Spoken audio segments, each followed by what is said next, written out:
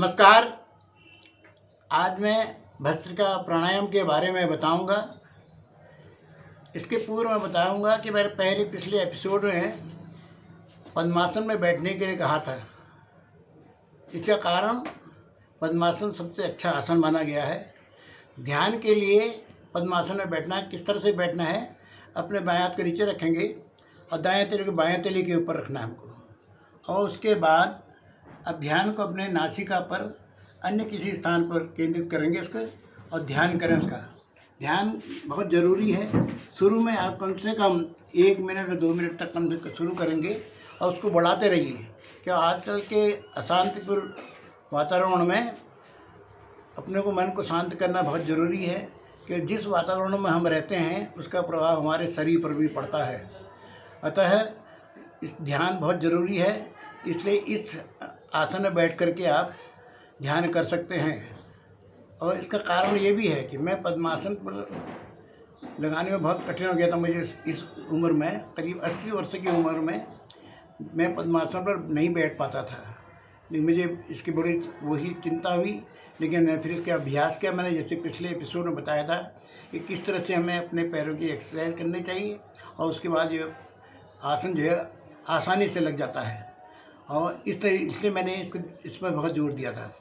और उसके पिछले एपिसोड में फिर मैंने ताली के बारे में बताया। बहुत लोगों ने हमसे पूछा कि ताली कितनी देर तक बजानी चाहिए। वैसे मैंने बताया तो था, फिर भी ताली जो है 10 मिनट तक बजाया करें।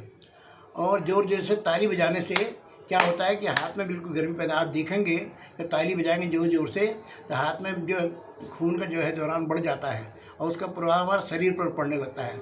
अगर आपको कुछ परेशानी अकेले ताली बजाने में, तो आप मीजू के बजा करके भी ताली बजा सकते हैं। अब मैं आता हूँ भस्त्रिका प्राणायाम के बारे में। भस्त्रिका प्राणायाम कैसे करना है, क्योंकि भस्त्रिका प्राणायाम बहुत ज़रूरी है आजकल के युग में। क्योंकि जब कोरोना का प्रचार इतना ज़्यादा हो गया, कोरोना इतना फैल गया है, उसके लिए हमें फेफड़ों को शुद्ध रखना है। फेफड़ों को हमें स्वच्छ रखेंगे, अगर उनको नहीं रखेंगे तो कैसे काम करेंगे। क्योंकि हमने देखा कि कोरोना से जो लोग बीमार हो गए हैं, अच्छे होने के बाद भी उनके फेफड़े कमज़ोर हो गए हैं। उन फेफड़ों के कमज़ोर होने की वजह से बहुत लोगों की मृत्यु हो चुकी है।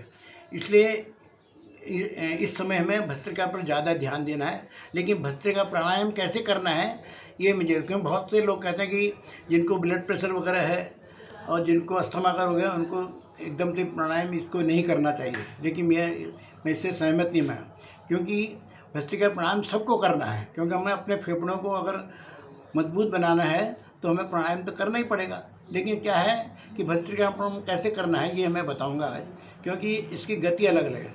आप भस्त्रिका प्राणायाम मंद गति, मध्यम गति और तीव्र गति से कर सकते हैं। मतलब जो लोग बीमार हैं या जिनको ब्लड प्रेशर की बीमारी है या अस्थमा का रोग है तो वो धीरे धीरे करेंगे। धीरे धीरे सांस, जैसे इस तरह सांस बढ़ना, उनका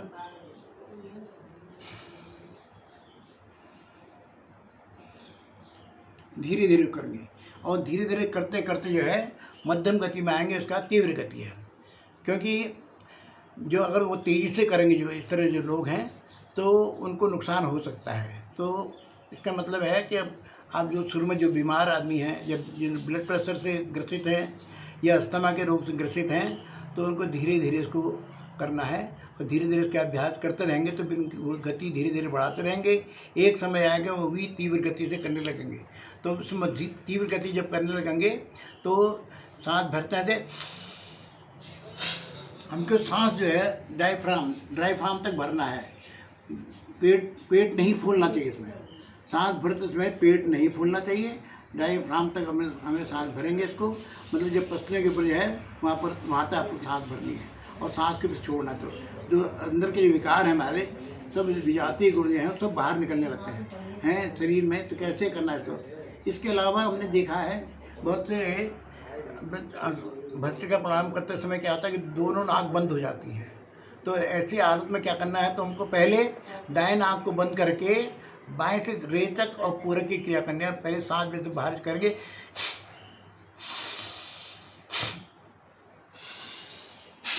इसको 3-4 बार अगर करेंगे तो जो बाएं नाक खुल जाएगी। इसी तरह से हमें बाएं नाक को बंद करते हुए दाएं नाक से भी यही क्रिया करनी है कि रेचक और पूरक।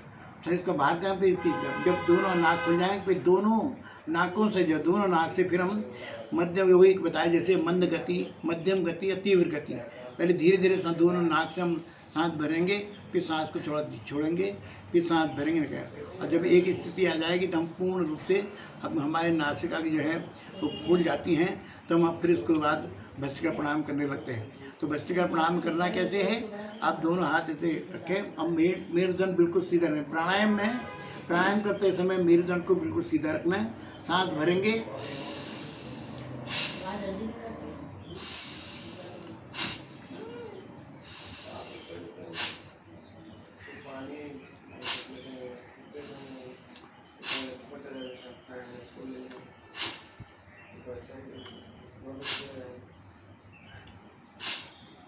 और भस्त्रिका प्रणाम जो है, जो लोग स्वस्थ पुरुष हैं या स्वस्थ लोग हैं वो इसको अपने कंधों को भी उठा करके भी भस्त्रिका प्रणाम कर सकते हैं। जैसे इस तरह करना है,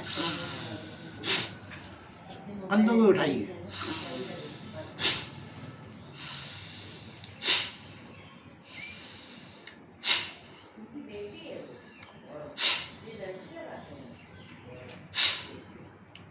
इस तरह से जो भस्त्रिका प्रणाम करने से आपके जो है फेफड़े बहुत मजबूत हो जाएंगे।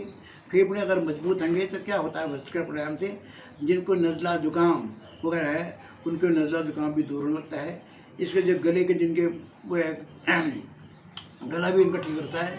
और तो अगर हमके फेफड़े मजबूत होंगे तो इससे हार्ट पे भी बल मिलता है। तो इसलिए भस्त्रिका प्रणाम जो करना हमको, जिनको नज़ला जुकाम रहता है वो भी ठीक हो जाते हैं।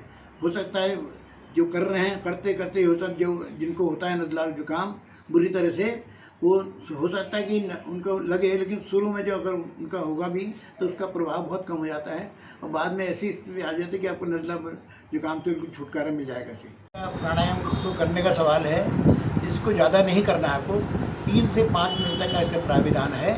और गर्मियों में 3 मिनट से ज़्यादा न करें और जाड़ों में इसको आप 5 मिनट तक कर सकते हैं। तो ये भस्त्रिका प्रणाम है, इसको आप समझिए। अगर आपको अच्छा लगा है तो इसको आप शेयर करिएगा और मैं इसके लिए बहुत आपका आभारी रहूँगा। और अगर कोई कमेंट करना है तो कमेंट करिए इसको, जिससे मेरा मनोबल आगे के लिए बढ़ता रहेगा और आगे भी मैं इस बारे में प्राणायाम के बारे में आपको बता सकूँगा।